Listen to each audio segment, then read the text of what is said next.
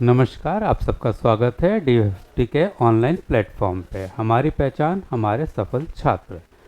तो दोस्तों, आज हम सामान्य विज्ञान का एक टॉपिक लेंगे, उसके ऊपर चर्चा करेंगे। सामान्य विज्ञान किसी भी परीक्षा का, किसी भी एग्ज़ाम का एक अभिन्न अंग होता है और उससे कई सारे क्वेश्चंस पूछे जाते हैं। तो उन्हीं में से कुछ टॉपिक्स के ऊपर हम चर्चा करेंगे। आने वाले वीडियोस में आप इनके ऊपर चर्चा देखेंगे और सुनेंगे और समझेंगे। तो आज का जो टॉपिक है वो है भोजन यानी फूड। तो फूड के बारे में हम बात करेंगे तो पहले हम समझेंगे कि भोजन होता क्या है। तो भोजन की बात करेंगे, फूड टॉपिक है, भोजन है। तो भोजन एक खाद्य पदार्थ है। क्या है? खाद्य पदार्थ यानी एडिबल सब्सटेंस है। क्या है ये? एडिबल सब्सटेंस है, खाद्य पदार्थ है ये, खाद्य पदार्थ है ये। और ये खाद्य पदार्थ क्या करता है? हमें पोषक तत्व प्रदान करता है। क्या प्रदान करता है ये? हमें पोषक तत्व यानी न्यूट्रिएंट्स प्रदान करता है, जो हमारे शरीर को, जिनकी हमारे शरीर को ज़रूरत होती है। तो भोजन क्या है? एक खाद्य पदार्थ है। ये खाद्य पदार्थ जो खाने योग्य है, और वो हमें क्या प्रोवाइड करे? अगर पोषक तत्व प्रोवाइड करता है, न्यूट्रिएंट्स प्रोवाइड करता है, तो वो क्या कहलाएगा? भोजन कहलाएगा। तो भोजन के अलग अलग कंपोनेंट्स हैं, घटक हैं। भोजन के जो पोषक तत्व हैं, हम उनको भोजन का कंपोनेंट्स भी कह देंगे, उनका न्यूट्रिएंट्स कहते हैं। कंपोनेंट्स यानी घटक है। तो कंपोनेंट्स ऑफ फूड, भोजन के घटक या भोजन में मौजूद पोषक तत्व हैं। तो ये 6 होते हैं। 6 में पहला आपका आ जाएगा कार्बोहाइड्रेट, आ जाता है, कार्बोहाइड्रेट है। फिर फैट्स है, फैट है यानी वसा कहते हैं हम इसको, वसा है, फैट है। प्रोटीन आ जाता है। प्रोटीन के बाद आपका आ जाएगा विटामिन्स आ जाएंगे। विटामिन्स के बाद आपका आता है रफेज। रफेज यानी रुक्षांश कहते हैं हिंदी में, और आहारी रेशे भी कहा जाता है, या इंग्लिश में उसका दूसरा नाम डाइटरी फाइबर्स भी है। इसके बाद आपका आता है वाटर और मिनरल्स यानी जल और खनिज। क्या आते हैं? जल और खनिज। तो भोजन में मौजूद जो पोषक तत्व हैं मुख्य रूप से 6 कैटेगरी में आ जाते हैं। कार्बोहाइड्रेट है, फैट यानी वसा, प्रोटीन है, विटामिन्स है, रफेज, इसका दूसरा नाम डाइटरी फाइबर्स भी है, हिंदी में रुक्षांश या आहारी रेशे कहते हैं, और फिर जल और खनिज यानी वाटर और मिनरल्स आते हैं। अब हम इनके ऊपर चर्चा करेंगे, एक एक करके इन भोजन के कंपोनेंट्स को देखेंगे, इन घटकों को देखेंगे कि इनसे क्या क्या चीज़ें मिलती है और ये किन किन चीज़ों में, किन किन खाद्य पदार्थों में मौजूद होते हैं। तो पहला हम कार्बोहाइड्रेट की बात करते हैं। तो कार्बोहाइड्रेट का मेन काम क्या है? टू प्रोवाइड एनर्जी, ऊर्जा प्रदान करना, टू प्रोवाइड एनर्जी। क्या काम है इसका? To provide energy. क्या करता है ये? हमें ऊर्जा देता है। ठीक है। और मुख्य रूप से हमारे शरीर को जो ऊर्जा मिलती है वो कार्बोहाइड्रेट से मिलती है। लगभग 70% जो ऊर्जा हमारे शरीर को चाहिए, जो एनर्जी हमारे शरीर को चाहिए, वो हमें मुख्य रूप से कार्बोहाइड्रेट से मिलता है। तो 1 ग्राम जो कार्बोहाइड्रेट होता है वो 4.2 किलो कैलोरी ऊर्जा हमें देता है। कितनी देता है? 4.2 किलो कैलोरी ऊर्जा हमें देता है ये। कौन? 1 ग्राम कार्बोहाइड्रेट। ठीक है। तो कार्बोहाइड्रेट के हमारे पास स्रोत क्या है? कौन कौन से सोर्सेज हैं? कहाँ कहाँ से हमें मिलता है? तो आपका गेहूं है, चावल है, गेहूं, चावल, व्हीट, राइस, मक्का, मेज़, पोटैटो, आलू, शकरकंदी, स्वीट पोटैटो है, और बाकी जितने भी मीठी चीज़ें होती हैं उनमें जनरली कार्बोहाइड्रेट आपको मिल जाएगा। पपीता है, एवं तरबूज। ज़्यादातर तरबूज में मेन कंपोनेंट उसका जो है वो वाटर है, लेकिन उससे हमें कार्बोहाइड्रेट भी मिलता है। तो ये है कार्बोहाइड्रेट। तो कार्बोहाइड्रेट से हमें ऊर्जा मिलती है। ठीक है, और मुख्य रूप से मुख्य ऊर्जा का स्रोत माना जाता है। और 1 ग्राम कार्बोहाइड्रेट से हमें 4.2 किलो कैलोरी ऊर्जा मिलती है। अब कार्बोहाइड्रेट के टाइप्स देखेंगे, इसके प्रकार देखेंगे। तो इसमें आते हैं 3 प्रकार के हैं ये। एक है मोनोसैकेराइड, मोनोसैकेराइड जिसमें एक ग्लूकोज का मॉलिक्यूल होता है, तो मोनोसैकेराइड है। मोनोसैकेराइड का एग्जाम्पल की बात हम करेंगे तो उसमें आपका ग्लूकोज आ जाएगा।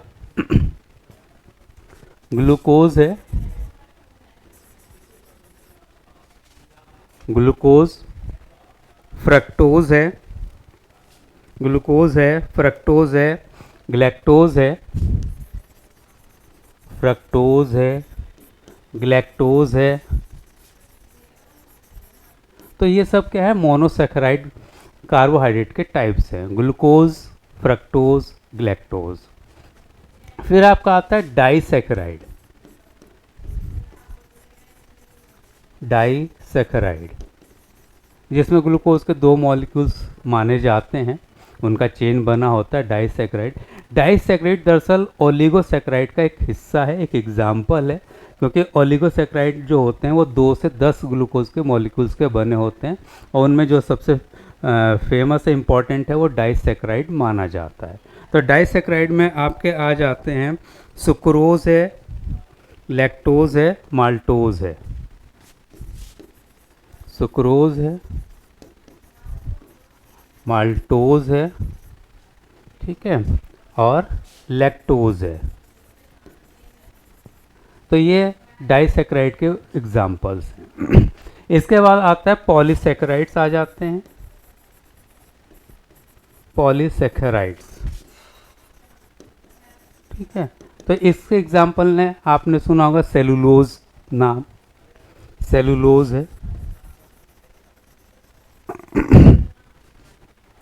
सेलुलोज हो गया। काइटिन आ जाता है एक, सेलुलोज है, काइटिन है, ठीक है। तो ये सब क्या है, पॉलीसैकेराइड्स के एग्जाम्पल्स हैं। स्टार्च, सेलुलोज, काइटिन, स्टार्च, मणि जिसको कहा जाता है, ठीक है। तो ये क्या है, पॉलीसैकेराइड के एग्जाम्पल्स हैं। तो ये था कार्बोहाइड्रेट के बारे में। तो कार्बोहाइड्रेट क्या काम है, ऊर्जा प्रदान करता है शरीर को। 1 ग्राम जो कार्बोहाइड्रेट है 4.2 किलो कैलोरी एनर्जी देता है। इसके टाइप्स में आ जाएंगे मोनोसैकेराइड्स, ग्लूकोज, फ्रक्टोज, ग्लैक्टोज है। डाइसैकेराइड में सुक्रोज है, माल्टोज है, लैक्टोज है। पॉलीसैकेराइड में सेलुलोज है, काइटिन है, स्टार्च है।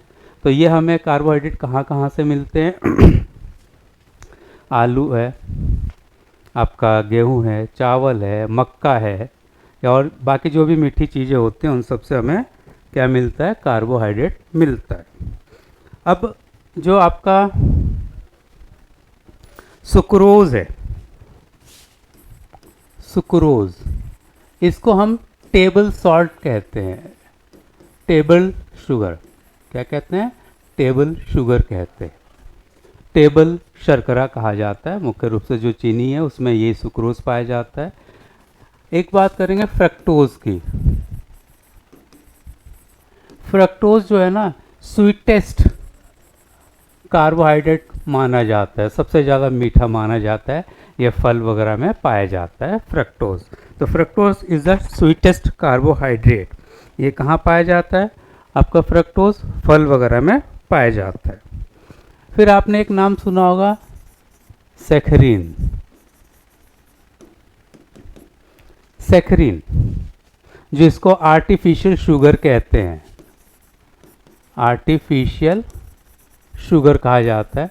खासतौर से जो डायबिटिक पेशेंट होते हैं वो शुगर की जगह सैकरीन यूज़ करते हैं। तो ये क्या है, हमारा आर्टिफिशियल शुगर है, कृत्रिम मधुरक है, कृत्रिम मधुरक सैकरीन। क्लियर। तो ये था आपका कार्बोहाइड्रेट के बारे में। अब हम फैट की बात करेंगे, वसा की बात करेंगे। तो वसा का काम क्या है, प्रोवाइड्स एनर्जी, ये भी ऊर्जा प्रदान करता है।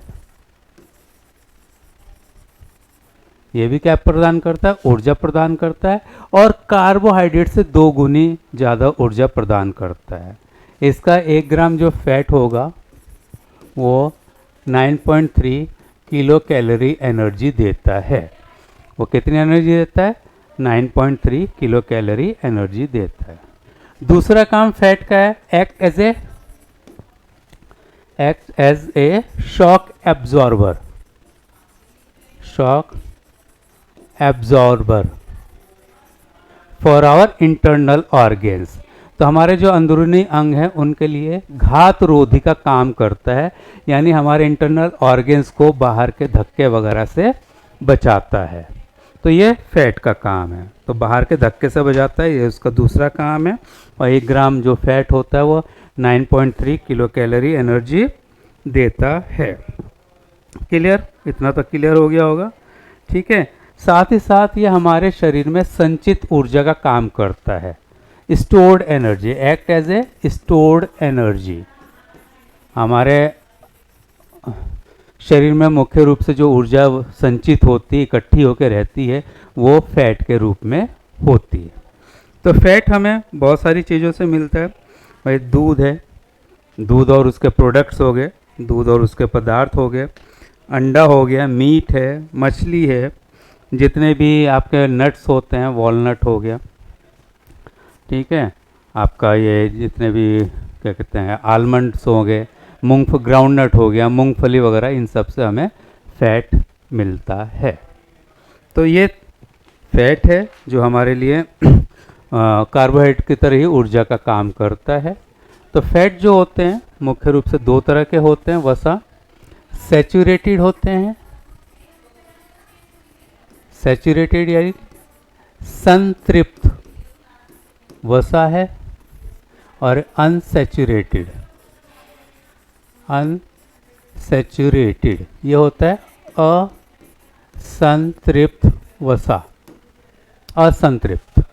तो सैचुरेटेड फैट हैं और अनसैचुरेटेड फैट, 2 तरह के फैट हैं ये। तो संतृप्त और असंतृप्त, संतृप्त वसा है, असंतृप्त वसा है। तो ये हमें कहाँ से मिलते हैं, जानवरों से मिलते हैं, और ये हमें पौधों से मिलते हैं। ये जनरली नॉर्मल टेम्परेचर पर सॉलिड हो जाते हैं, जम जाते हैं। ये नॉर्मल टेम्परेचर पर भी लिक्विड के रूप में यानी तरल पदार्थ के रूप में ही रहेंगे। एग्जाम्पल है घी, मक्खन, और इसके जितने भी वनस्पति तेल हैं, सरसों का तेल हो गया आपका आपका मूंगफली का तेल हो गया, आपका सनफ्लावर ऑयल हो गया, सूरजमुखी का तेल हो गया, तो ये इसमें आते हैं असंतृप्त वसा में। लेकिन जैसे हमने ये देखा है ये एनिमल से मिलता है और ये नॉर्मल टेम्परेचर पर सॉलिड होता है। तो यहाँ पर एक एक्सेप्शनल केस आ जाता है, वो है कोकोनट ऑयल, नारियल का तेल। नारियल का तेल हमें किससे मिलता है, प्लांट से मिलता है, लेकिन जमने के कारण इसको इस कैटेगरी में डाल देते हैं, सैचुरेटेड फैट की कैटेगरी में। ठीक है, इसी तरह से इधर भी एक्सेप्शनल है कॉड लीवर ऑयल, मछली के यकृत का तेल।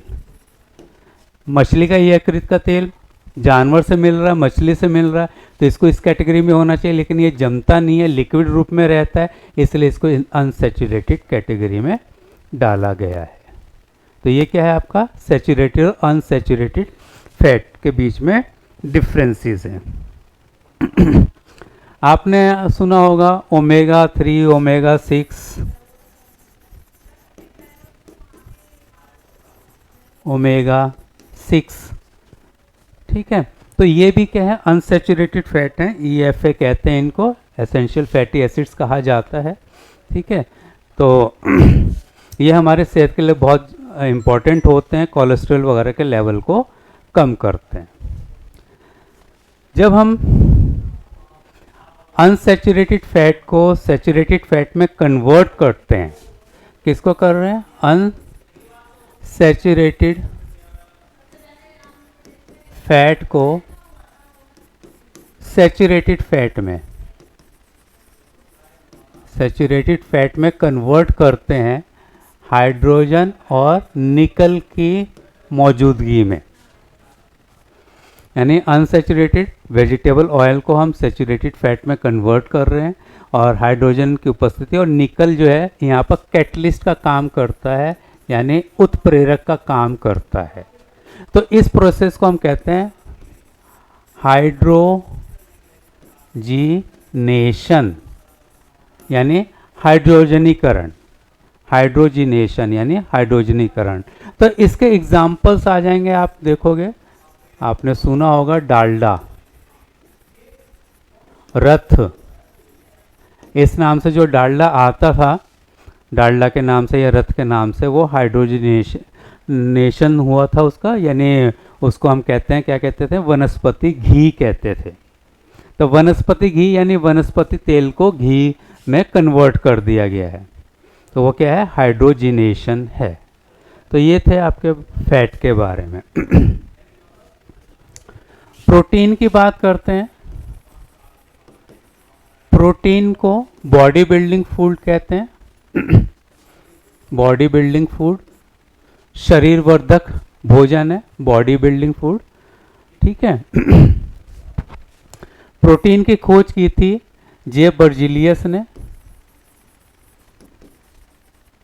जे बर्जीलियस ने, किसने खोज की थी, जे बर्जीलियस ने प्रोटीन को खोजा था, ठीक है, जे बर्जीलियस है। तो प्रोटीन का काम क्या है, helps in the growth of body, शरीर के वृद्धि के लिए आवश्यक होता है, यह कोशिकाओं का पुनर्निर्माण करता है, रिपेयर ऑफ सेल्स। प्रोटीन हमें दूध, मीट, मछली यानी फिश, अंडा, उससे मिलता है। इसके अलावा जो दालें हैं, पल्सीज हैं, वो बहुत अच्छे सोर्स माने जाते हैं दालों के लिए, सॉरी प्रोटीन के लिए। तो पल्सीज यानी दालें हो गए। इसमें भी एक सोयाबीन जो है, ये बहुत अच्छा स्रोत है प्रोटीन के लिए।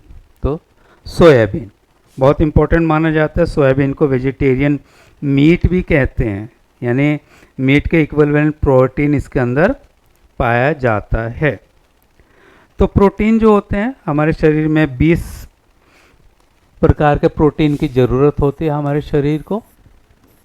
10 हमारे शरीर में बन जाते हैं और 10 बाहर से लिए जाते हैं। जो शरीर में बन जाते हैं उनको नॉन एसेंशियल प्रोटीन कहा जाता है। क्या कहा जाता है, नॉन एसेंशियल प्रोटीन, जो जिनका निर्माण शरीर में होता है, ठीक है। और जो हमें बाहर से लेने पड़ते हैं उनको एसेंशियल प्रोटीन्स कहा जाता है, यानी आवश्यक और गैर आवश्यक। तो 20 हैं, तो 10 का निर्माण हमारे शरीर में होता है और 10 हमें बाहर से लेने पड़ते हैं। तो प्रोटीन भी कई तरह के होते हैं, ठीक है। कुछ प्रोटीन क्या कहते हैं, एंजाइम का काम करते हैं, कुछ हार्मोन का काम करते हैं। तो उसमें से कुछ एग्जांपल्स हम देखेंगे जहाँ से ज़्यादातर क्वेश्चन पूछे जाते हैं। तो जैसे प्रोटीन हार्मोन जो हो गया, यानी प्रोटीन भी और हार्मोन के रूप में भी काम कर रहा है। तो प्रोटीन हार्मोन जो होगा आपका, वो इंसुलिन और ग्लूकागॉन है। इंसुलिन, ग्लूकागॉन, ये हमारे अंदर हार्मोन का काम करते हैं, ठीक है। दूसरा है एंजाइम के रूप में काम करते हैं। एंजाइम्स के रूप में काम करते हैं, ठीक है। हमारे शरीर में पाचन प्रक्रिया के द्वारा कई सारे एंजाइम्स निकलते हैं जो हमारे इन भोजन के कंपोनेंट्स को, तत्वों को, उनके पोषक तत्वों को सिंपलर फॉर्म में यानी साधारण रूप में परिवर्तन का काम करते हैं। तो एंजाइम में पेप्सिन हो गया, ट्रिप्सिन हो गया, पेप्सिन है, ट्रिप्सिन है, ये एंजाइम के तौर पर काम करते हैं। फिर प्रोटीन ट्रांसपोर्ट, यानी वो प्रोटीन जो ट्रांसपोर्टेशन में मदद करता है, परिवहन प्रोटीन, ये आपका हीमोग्लोबिन है।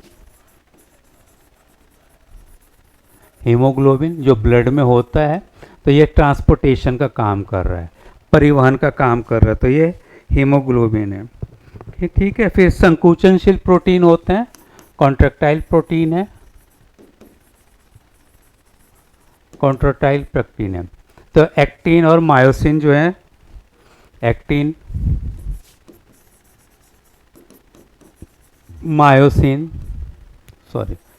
मायोसिन, ये कॉन्ट्रेक्टाइल प्रोटीन है, मसल्स के कॉन्ट्रैक्शन वगैरह में हेल्प करते हैं। फिर है स्ट्रक्चरल प्रोटीन, संरचनात्मक, स्ट्रक्चरल, संरचनात्मक, ठीक है। आपने केराटिन का नाम सुना होगा। केराटिन एक प्रोटीन है, नाखून वगैरह में, बालों में पाया जाता है, तो ये स्ट्रक्चरल प्रोटीन है, ठीक है। फिर रक्षात्मक प्रोटीन होते हैं, प्रोटेक्टिव, जो रक्षा करते हैं, जैसे गामा ग्लोबुलिन, गामा ग्लोबोमिन्स,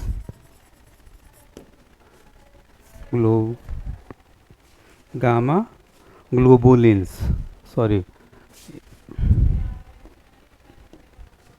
ग्लोबू,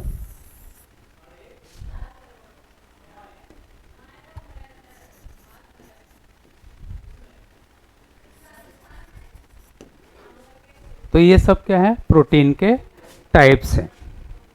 क्लियर? तो प्रोटीन के बाद आपका विटामिन आता है।